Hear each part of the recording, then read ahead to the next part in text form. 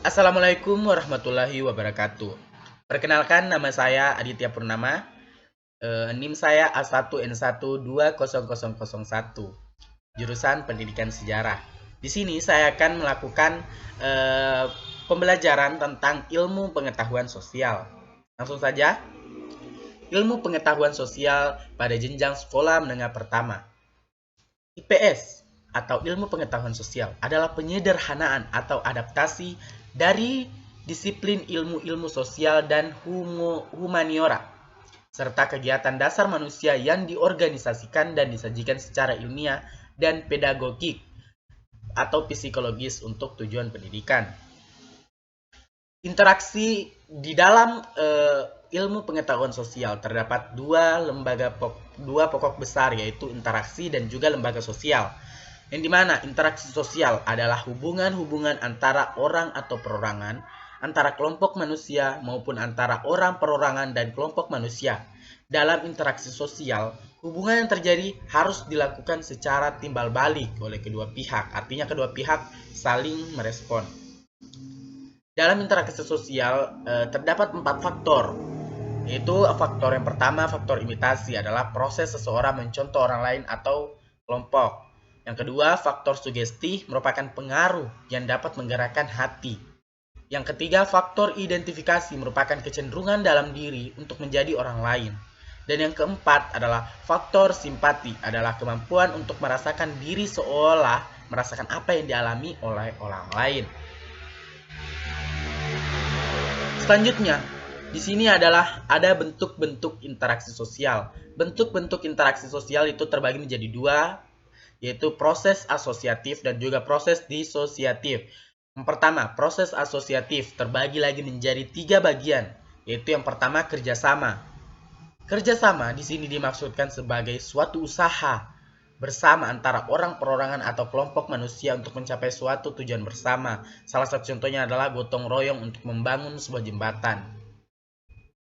Yang kedua, akomodasi. Akomodasi merupakan suatu cara untuk menyelesaikan pertentangan tanpa menghancurkan pihak lawan sehingga lawan tidak menghilangkan kepribadiannya. Yang ketiga, asimilasi.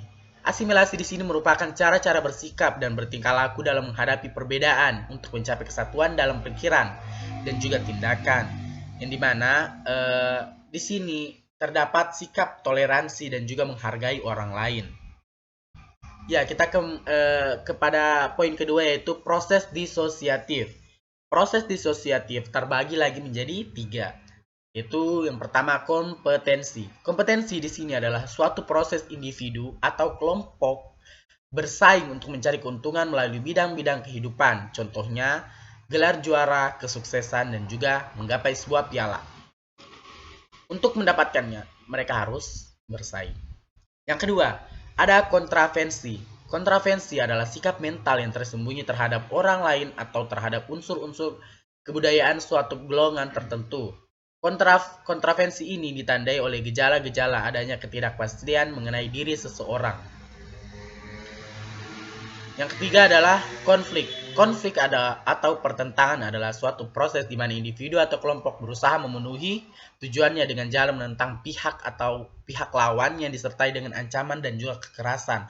Salah satu contohnya pada diri kita itu yang di mana kita mahasiswa pasti sering terjadi konflik dan menimbulkan suatu demo untuk mencapai tujuan mereka masing-masing.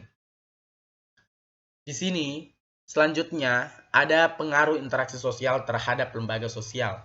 Interaksi sosial adalah kunci dari semua kehidupan sosial, karena tanpa interaksi sosial maka tidak ada mungkin kehidupan bersama. Bertemunya orang perorangan atau kelompok dalam pergaulan hidup akan menghasilkan suatu kelompok sosial yang hidup bersama dan membutuhkan suatu aturan, sehingga melahirkan lembaga untuk memenuhi berbagai kebutuhan hidup manusia.